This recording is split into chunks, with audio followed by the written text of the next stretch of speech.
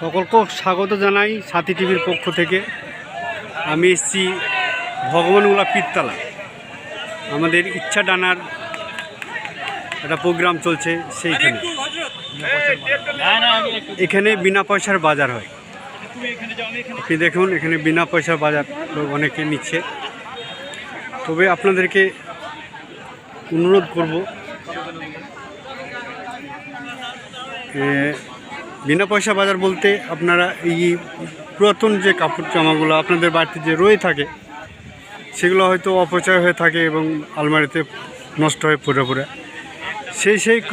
সেই কাপড় জামা প্যান্টগুলো এই ইচ্ছা ডানা এরা সংগ্রহ করে। তারা গরিব মানুষকে এবং যারা খেপা পাগল ল্যাংড়া করো তাদেরকে এরা দান করে। আজকে সেই প্রোগ্রাম আমাদের এই মঞ্চ।